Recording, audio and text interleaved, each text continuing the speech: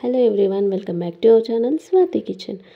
వినాయకుని నిమజ్జనానికి ముందు కొన్ని విషయాలు తెలుసుకుందాం వినాయకుని గురించి. అవి వీడియోలో స్కిప్ చేయకుండా చూడండి, వీడియోలో చెప్తాను. అండ్ ఇక్కడైతే ఈరోజు కూడా ఎర్లీ మార్నింగ్ లేసాను, నిమజ్జనం రోజు కూడా. పులిహోర ప్యాకింగ్ చేసేది, ఇంకా చాలా పనులు ఉన్నాయి, లడ్డు ప్యాకింగ్ చేయాలి, అవన్నీ ఆర్డర్ చేసేసాము. ఇక్కడైతే వినాయకుడు గురించి తెలుసుకుందాము. మీరు వీడియోని అయితే స్కిప్ చేయకుండా చివరి వరకు చూసేయండి. ఇక్కడ వినాయకుడికి మహాభారతం రాయమని వ్యాసుడు చెప్తాడు. అంటే వ్యాసుడు వినాయకుడిని ప్రార్థిస్తాడు. సో నేను చెప్తుంటాను, మీరు స్కిప్ చేయకుండా వీడియోని వినండి. వేదాలను విభజించిన వేదవ్యాసుడు పంచమ వేదమైన మహాభారతాన్ని వ్రాయడానికి సంకల్పించాడు. వ్యాసుడు చెప్తుంటే రాయగల సమర్థుని కోసం గణపతిని ప్రార్థించాడు. గణపతి ఒక నియమాన్ని విధించాడు, వ్యాసుడు ఎక్కడ ఆపకుండా చెప్పాలి అని. ఒప్పుకున్న వ్యాసుడు కూడా ఒక నియమం విధించాడు, తాను చెప్పిన దానిని పూర్తిగా అర్థం చేసుకునే గణపతి వ్రాయాలి. అలా ఒప్పందం ప్రకారం భారత కథా రచన సాగింది. తన దంతాన్నే గంటంగా గణపతి వినియోగించాడు. అంతటి మహానుభావుల సమర్పణ గనుకనే మహాభారతం అనన్య మహాకావ్యమైంది. వినాయకుడు మహాభారతం రాసేటప్పుడు అతను రాస్తున్న ఈక విరిగిపోతుంది. మధ్యలో ఆగిపోకూడదనే షరతుకు కట్టుబడిన గణేశుడు తన దంతాన్ని విరిచి రాయడం మాత్రం పూర్తి చేస్తాడు. గణేశుడు మహాభారతాన్ని రాశాడు. వ్యాస మహర్షి వేదవ్యాసుడు చెప్తుండగా గణేశుడు రాస్తుంటాడు. అయితే తాను చెప్పేటప్పుడు మధ్యలో ఆగిపోకూడదనే షరతును వ్యాసుడు విధిస్తాడు. వినాయకుడు అందుకు అంగీకరిస్తాడు. గణేశుడు మహాభారతాన్ని రాయడమే కాకుండా అందులోని ప్రతి శ్లోకాన్ని అర్థం చేసుకుంటాడు. అది పూర్తి కావడానికి 3 సంవత్సరాల సమయం పట్టిందని పురాణాలు చెప్తున్నాయి. అందుకే జ్ఞానానికి విజ్ఞానికి ప్రతీకగా లంబోదరుడు నిలిచాడు.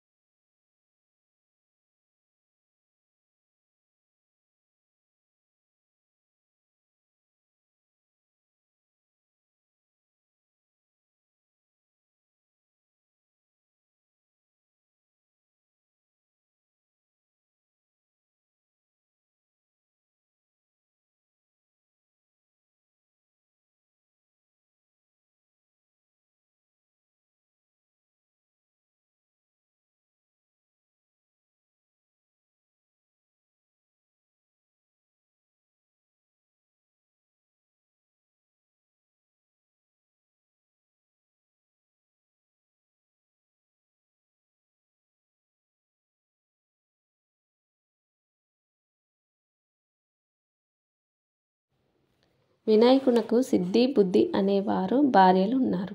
కనుకనే వినాయకుడు ఉన్న చోట సకల కార్యాలు సిద్ధిస్తాయి, జ్ఞానం వికసిస్తుంది. ఇక కొరత ఏమున్నది?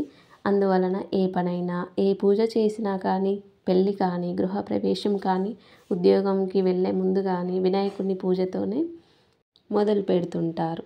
భూకైలాస్ కథ ఇప్పుడు విందాం. ఒకసారి రావణుడు శివుణ్ణి తపస్సు చేసి మెప్పించి ఆయన ఆత్మలింగాన్ని కోరాడు. శంకరుడే ఆత్మలింగంగా మారి రావణుడి చేతికి వచ్చాడు. కానీ ఎక్కడ నేల మీద పెడితే అక్కడే ప్రతిష్ఠితమవుతానని చెప్తాడు.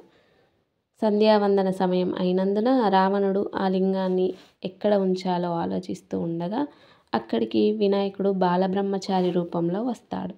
రావణుడు శివలింగాన్ని పట్టుకోమని కోరాడు. కానీ ఆయన నేను నీ అంత బలవంతుణ్ణి కాను, మోయలేకపోయినప్పుడు 3 సార్లు పిలుస్తానని గణపతి చెప్తాడు. నువ్వు రాకుంటే కింద పెట్టేస్తానని షరతు విధించి ఇంకా గణపతి రావణుడికి సమయం ఇవ్వకుండా సంధ్యా సమయంలో మధ్యలోనే 3 సార్లు పిలిచిన సమయానికి రావణుడు రాలేకపోయాడు. బరువు మోయలేని వాని వలె గణపతి ఆత్మలింగాన్ని నేల మీద పెట్టేస్తాడు. ఆ విధంగా పెట్టిన ప్రదేశమే ఇప్పుడు ఉన్న గోకర్ణ పుణ్యక్షేత్రం. గోకర్ణ పుణ్యక్షేత్రానికి ఎందరు వెళ్ళారో ప్లీజ్ కామెంట్ చేసి చెప్పండి. ఇప్పుడు తులసి మాత గురించి తెలుసుకుందాం. వినాయకుడికి నవరాత్రులలో మొదటి రోజున తులసి దళం పెడతారు. తర్వాత 8 రోజులు ఎందుకు పెట్టారు అనే విషయాన్ని తెలుసుకుందాం. ఇప్పుడు అక్షింతలతో విష్ణుమూర్తికి మరియు తులసి దళాలతో గణపతికి పూజ చేయకూడదని ఈ నియమం చెప్తుంది. తులసి దళాలను గణపతికి వాడకపోవడానికి పురాణాల్లో ఒక కథ ప్రచారంలో ఉంది. హంసధ్వజుని పుత్రుడైన ధర్మధ్వజునికి విష్ణువు అంశ వలన కలిగిన సంతానమే తులసి. ఈమె గంగానది తీరంలో విహరిస్తున్నప్పుడు అటుగా వచ్చిన గణపతిని చూసి మోహిస్తుంది. తనను వివాహం చేసుకోమని గణపతిని అడుగుతుంది. అందుకు వినాయకుడు ఒప్పుకోకపోవడంతో దీర్ఘకాలం బ్రహ్మచారిగానే ఉండిపోమ్మని గణపతిని శపిస్తుంది తులసి. రాక్షసునికి జీవితాంతం బందీగా ఉండిపోమ్మని ప్రతిశాపమిస్తాడు వినాయకుడు. అయితే ఆ శాపాన్ని భరించలేనని తులసి వేడుకోగా విష్ణుమూర్తి వలన విమోచనం పొంది తులసి వృక్షంగా అవతరిస్తావని అనుగ్రహిస్తాడు. ఆ తర్వాత తులసి బ్రహ్మదేవుని వరంతో శంఖచూడుడనే రాక్షసుని వివాహం ఆడుతుంది. కృష్ణ కవచం ఉందనే గర్వంతో దేవతలందరినీ అతడు బాధిస్తుంటాడు. తులసీదేవి పాతివ్రత్య మహిమతో అతన్నెవరూ జయించలేకపోతారు. వినాయకుని సహాయంతో ఆమె పాతివ్రత్యానికి భంగం వాటిల్లేలా చేసి రాక్షసుడిని సంహరిస్తాడు విష్ణువు. తర్వాత శ్రీహరి వరంతో తులసి మొక్కగా అవతరిస్తుంది. తన పాతివ్రత్యాన్ని భంగం చేయడానికి సహకరించిన గణపతిని శిరస్సు లేకుండుగాక అని తులసి శపిస్తుంది. తనను శపించిందన్న కోపంతో తెలిసి సాన్నిహిత్యాన్ని సహింపనని చెప్తాడు గణపతి. వినాయక చవితి రోజు మాత్రం మినహాయింపు ఉందని బ్రహ్మవైవర్త పురాణం చెబుతుంది. అందుకే వినాయక చవితి మినహా మరే రోజు వినాయకుడికి తులసి సమర్పించరు. ద్వాపర యుగంలో కృష్ణుడు పొరపాటున చంద్రుని చూచినందున ఆయన కూడా శమంతకమని అపహరించాడనే అపనింద అంటుకుంటుంది. శ్రమించి కృష్ణుడు అసలు విషయాన్ని రుజువు చేసుకున్నాడు. కానీ శక్తిహీనులైన సామాన్యులకు ఇది ఎలా సాధ్యం? ప్రజల విన్నపాన్ని మన్నించి కృష్ణుడు భాద్రపద చవితి నాడు వినాయకుడిని పూజించి ఈ కథ విని అక్షింతలు తలపై ధరిస్తే ఈ శాపదోషం అంటదని ఉపాయాన్ని అనుగ్రహిస్తాడు. వినాయకుని వ్రతకథ ఇప్పుడు చూద్దాం. వినాయక కథ చదివేవారు, పూజలో కూర్చునేవారు ముందు చేతిలో కొద్దిగా అక్షింతలు వేసుకోవాలి. కథ పూర్తయిన తర్వాత వాటిని తమ శిరస్సుపై ఉంచుకోవాలి. పూర్వం చంద్రవంశానికి చెందిన ధర్మరాజు దాయాదులతో మాయాజూదం వల్ల రాజ్యాన్ని పోగొట్టుకొని భార్య సోదరులతో వనవాసం చేస్తూ ఒకనాడు నైమిషారణ్యానికి చేరుకున్నాడు. అక్కడ శౌనకాది ఋషులకు అనేక పురాణ రహస్యాలను బోధిస్తున్న సూత మహామునిని దర్శించి తనకు తిరిగి రాజ్యం పొందే మార్గం, వ్రతం ఏదైనా ఉంటే చెప్పమని ధర్మరాజు వేడుకున్నాడు. అంతటా ఆ సూత మహర్షి సకల శుభాలను కొసగే వినాయక చవితి వ్రతం గురించి వివరించారు. విఘ్నేశ్వరోత్పత్తి అండ్ చంద్రదర్శనం దోషకారణం. శాపమోక్షం గురించి ఆ మహాముని ఇలా చెప్పసాగెను. గజాసురుడనే రాక్షసుడు తన తపస్సు చే పరమేశ్వరుణ్ణి మెప్పించి తనను ఎవరు వధించజాలని శక్తి ప్రసాదించమని కోరాడు. ఆపై శివుడిని తన ఉదరమునందే నివసించాలని కోరడంతో అందుకు శివుడు అతడి ఉదరంలో బందీ అయినాడు. దీంతో అసురుడు అయిన అతను అజేయుడైనాడు. తన భర్తకు కలిగిన ఈ స్థితి పార్వతీదేవికి చాలా దుఃఖితురాలైంది. దీంతో జగన్మాత వైకుంఠానికి వెళ్ళి తన భర్తను విడిపించే ఉపాయం చెప్పమని విష్ణువును కోరింది. అప్పుడు విష్ణువు ఆలోచించి నందీశ్వరుని తీసుకొని గంగిరెద్దులు ఆడించే వాళ్ళలాగా వెళ్ళి వాళ్ళ గజాసురుడు ఉండే ఊళ్ళో ఆటలు ఆడించి గజాసురుణ్ణి మెప్పించాడు.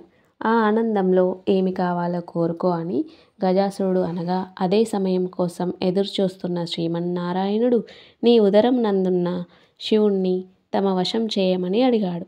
తనకు అంత్యకాలము దాపురించిందని గుర్తించిన రాక్షసుడు ఆడిన మాట తప్పకుండా కుక్షి అందున్న శివుణ్ణి ఉద్దేశించి ప్రభు శ్రీహరి ప్రభావంతో నా జీవితం ముగియుచున్నది. ప్రాణం విడిచిన తర్వాత నా శిరస్సు త్రిలోక పూజితమగునట్లు నా చర్మమును నిరంతరము నీవు ధరించినట్లు అనుగ్రహించవలసిందని ప్రార్థిస్తాడు శివుణ్ణి. తన శరీరమును నందీశ్వరుని వశం చేశాడు. నందీశ్వరుడు ఉదరమును చీల్చి శివునికి విముక్తి కలిగించాడు. శివుడు గజాసురుని శిరస్సును చర్మం తీసుకొని కైలాసమునకు వెళ్ళాడు. తన భక్తుడైన గజాసురుని కోరిక మేరకు అతడి ఉదరంలో ఉన్న పరమేశ్వరుని శ్రీ మహావిష్ణువు విముక్తి కల్పించడంతో భర్త రాకకు పార్వతీ కైలాసంలో ఎదురుచూస్తుంది. శివుడి కోసం ఎదురుచూస్తూ స్నానానికి సిద్ధమైంది. స్నానానికి వెళ్తూ దేహానికి నలుగు పిండిని అద్దుకుంటుంది. పరధ్యానంలో ఆ పిండితోనే ఓ ప్రతిమను తయారు చేసింది. చూడముచ్చటైన ఆ బాలుడికి తండ్రి ఉపదేశించిన మంత్ర సహాయంతో పార్వతీదేవి ప్రాణప్రతిష్ఠ చేసింది. దివ్యసుందరమైన ఆ బాలుని వాకిట కాపలాగా ఉంచి తాను స్నానానికి వెళ్ళింది. అంతలో అక్కడికి వచ్చిన శివుడిని ఆ బాలుడు అడ్డుకున్నాడు. ఆగ్రహావేశాలకు లోనైన రుద్రుడు ఆ బాలుడి శిరస్సును తన త్రిశూలంతో ఖండించాడు. ఆ శబ్దానికి బయటకు వచ్చిన పార్వతీదేవి జరిగిన ఘోరం చూసి కన్నీళ్లు పెట్టుకుంది. దీంతో శివుడు గజముఖుడి శిరస్సును తెప్పించి ఆ బాలుడికి అతికించి ప్రాణం పోసి గజాననుడు అనే నామకరణం చేశాడు. సర్వ విఘ్నాలకు ఒక అధిపతిని నియమించమని దేవతలు, మునులు, మానవులు పరమశివుణ్ణి కోరుతారు. ఈ విషయంలో గణపతి మరియు కుమారస్వామి ఇద్దరిలో ఎవరిని నియమించాలని ఆలోచనలో పడతాడు పరమేశ్వరుడు.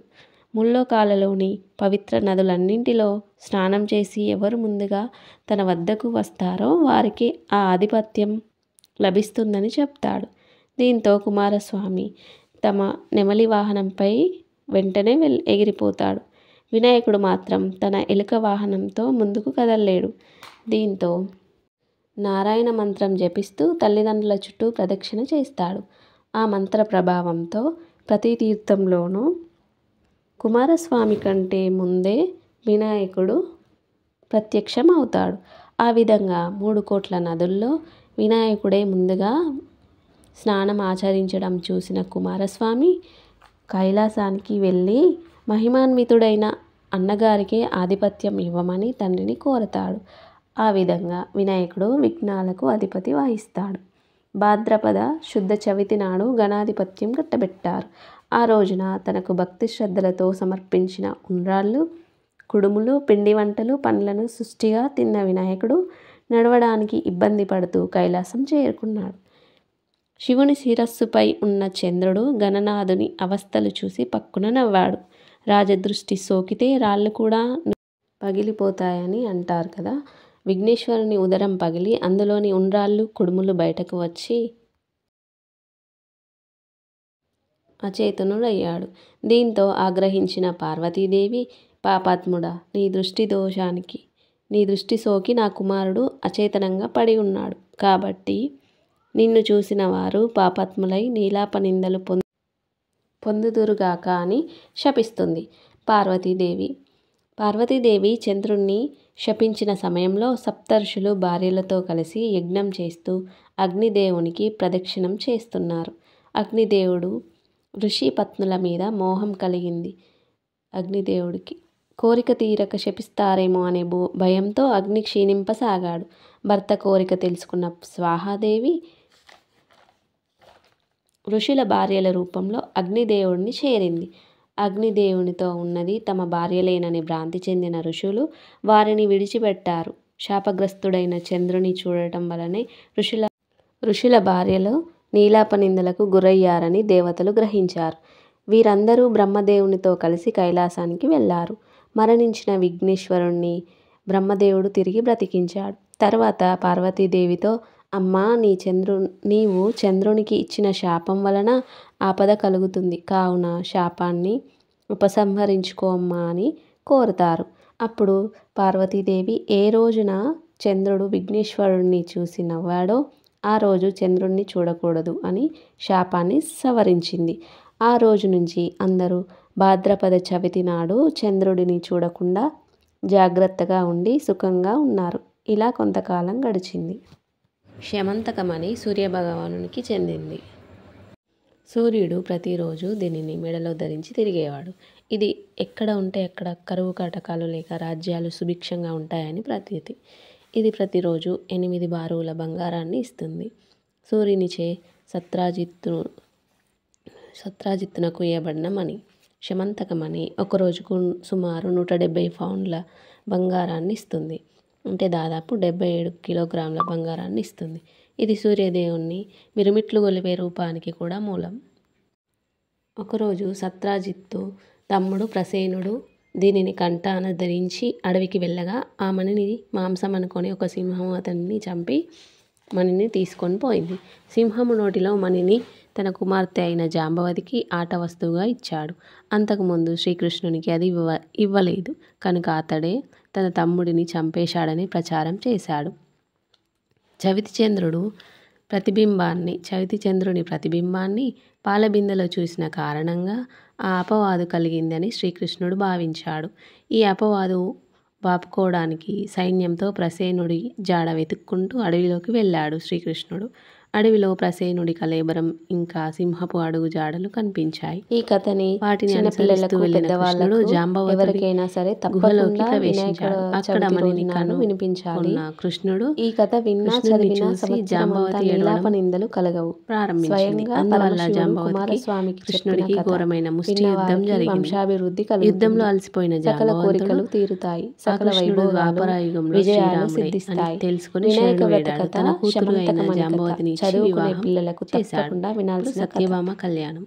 అనవసరమైన అపవాదు శ్రీకృష్ణుని విన్న తర్వాత శ్రీకృష్ణుడిపై వేసినందుకు తలపై చాలా చింతించాడు. తన కుమార్తె శాపదోషమని శ్రీకృష్ణునికి వివాహం చేయడానికి సంకల్పించాడు. ఘనంగా వివాహం చేస్తానని మాట ఇచ్చి ఉన్నాడు. శతధ్వనుడు కోపంతో సత్రాజిత్తుని చంపి ఆ మణిని తీసుకొని పారిపోయి అక్రూరుని దగ్గర దాచాడు. తనని ఎలాగైనా శ్రీకృష్ణుడు చంపుతాడని గ్రహించిన శతధ్వనుడు ఒక తేజోమయమైన గుర్రాన్ని ఎక్కి మిథిలా నగరానికి వెళ్తుండగా శ్రీకృష్ణుడు అతన్ని చంపి ఆ మణిని గురించి తెలుసుకున్నాడు. అక్రూరుడు ఆ మణి తన దగ్గర ఉందని తెలిస్తే ప్రమాదమని దేశం వదిలి పారిపోయాడు. శ్రీకృష్ణుడు నగరంలో పెద్ద సంబరం చేసి అక్రూరుడిని ఆహ్వానించి ఆ మణి గురించి అడగగా అక్రూరుడు ఆ మణిని శ్రీకృష్ణుడికి ఇచ్చివేశాడు. శమంతకమణి రంగు కెంపు రంగు మణి అని సూర్యుడి ప్రకాశం వల్ల తెలుస్తుంది. ఈ స్టోరీ చదివిన పుణ్యమే. ఈ కథ పూర్తిగా విన్న తర్వాత తలపై అక్షింతలు ధరించాలి, శాపదోషం అంటదని చెప్తారు. ఇప్పుడు వినాయకుడి ప్రార్థన చేద్దాము. మేమైతే ప్రతిరోజు 9 నవరాత్రుల్లో 9 రోజులు ప్రొద్దున సాయంత్రం ఈ పద్యాన్ని అయ్యగారు అందరితోని చెప్పించాడు ప్రతిరోజు. ఇక్కడ మనం కూడా ఇప్పుడు చెప్తాను, పిల్లలందరూ నాతో పాటు చెప్పండి. తొండము నేకదంతమున్ తోరపు బొజ్జయు వామహస్తమున్ మెండుగ మ్రోయు గజ్జెలను మెల్లని చూపుల మందహాసమున్ కొండక గుజ్జు రూపమున కోరిన విద్యలకెల్లా నొజ్జయ్యుండి పార్వతీతనయ ఓయిగనాదిప నీకు మొక్కెదన్ తలచిదనే గణనాథుని తలచిదనే విఘ్నపతిని తలచిన పనిగాన్ తలచితన విఘ్నములను తలకుట కొరకై అటుకులు కొబ్బరి పలుకులు చిటిబెల్లము నానుబ్రాలు చెరుకు రసమున్ నిటలాక్షనగ్రసుతునకు బటుతరముగాను విందు చేసి ప్రార్థింతుమదిన్. ఈ పద్యాన్ని ప్రతిరోజు వినాయక నవరాత్రుల్లో చిన్నపిల్లలు పెద్దవాళ్ళు ఎవరైనా చదువుకోవచ్చు. చాలా మంచిది. వినాయకుడిని ప్రార్థించినట్టుగా అన్నమాట. పులిహోర ఆర్డర్ చేశాం కదా, అవన్నీ ప్యాకింగ్ చేసేసాము. లడ్డు కూడా ప్యాకింగ్ చేసేసాము. నిమజ్జనం స్టార్ట్ అయింది కాబట్టి పిల్లలకి ఇచ్చి డిస్ట్రిబ్యూట్ చేయమని చెప్పాము. 2 లైన్స్ 3 లైన్స్ వరకు.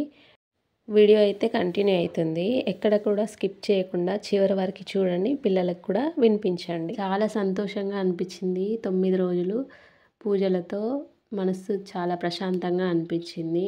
మీరు కూడా మీ పిల్లలతో కలిసి మళ్ళీ వచ్చే సంవత్సరం కూడా ఇంతే ధైర్య సాహసాలతో, శక్తి సామర్థ్యాలతో మళ్ళీ వినాయకుడిని పూజించే అనుగ్రహం కలిగించమని ప్రతి ఒక్కరూ స్వామివారిని వేడుకోండి. మాకు కూడా మళ్ళీ ఈ అవకాశం మళ్ళీ వచ్చే సంవత్సరంలో కలగాలని మేము కూడా మనస్ఫూర్తిగా వేడుకున్నాము. ఇక్కడైతే నిమజ్జనానికి రెడీ అయిపోయాము. చూసేయండి అందరము. మన ఇంట్లో ఉన్న చిన్న చిన్న వినాయకులు అన్నింటినీ కలిపి నిమజ్జనానికి తీసుకెళ్తారు. కొబ్బరికాయలు అన్నీ కొట్టేసిన తర్వాత వినాయకుడిని కదిలిచ్చారు. అండ్ ఇక్కడైతే ట్రాలీలో ఎక్కించారు. చూసేయండి. ఇప్పుడు చాలా సంతోషంగా, చాలా ఆరోగ్యంగా మేమైతే 9 డేస్ పూజలకి మాకు శక్తినిచ్చాడు గణేశుడు. అండ్ వీడియోనైతే స్కిప్ చేయకుండా చివరి వరకు చూసేయండి. అండ్ ఒక లైక్ ఇవ్వండి. పార్ట్ 1, ఇది పార్ట్ 2 కాబట్టి ఇది కూడా పిల్లలకు వినిపించండి. వీడియో చూడకపోయినా పర్వాలేదు కానీ వాయిస్ అయితే వినిపించండి. స్టోరీ అయితే తప్పకుండా.